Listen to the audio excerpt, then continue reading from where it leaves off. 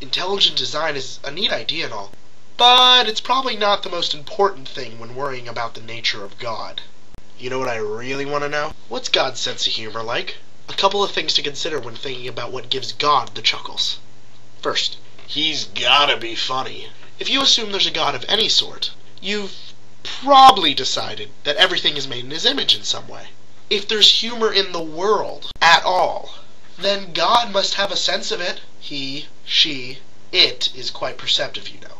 Second, you need to take into account the platypus. It's funny! I mean, it takes divine genius to say to yourself, yo, check this out, dog. I'm gonna make a duck. No! I'm gonna make an otter with duck feet and a duck nose. But wait, there's more. I'm gonna give it a beaver's tail and make it lay eggs. Simply put, that's friggin' funny! We can assume by making the platypus, God was telling us not to take things in life too seriously. He sure didn't. When it comes to living on Earth, no one gets out alive. Third. No, wait, that's 6. Third. Sex is funny! I can only imagine what God was thinking. Yo, check this out. I'm gonna make these things called humans, right? I'm gonna give some of them little dangly things, and other ones little slits. Then they're gonna spend the rest of their lives trying to figure out new and exciting ways to fit peg A into slot B.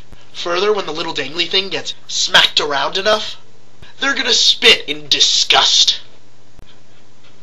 Funny. It's as if God's telling us, there's humor in everything! Especially the most important things. What can be more important than the creation of life? Humor is one of the hardest things to figure out the existence of. It doesn't seem to serve much of a biological purpose.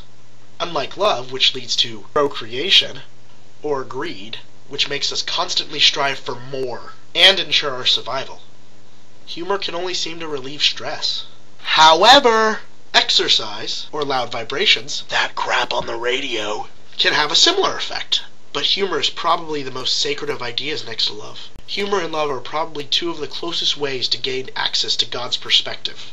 Love is probably self-explanatory. Ask any religion.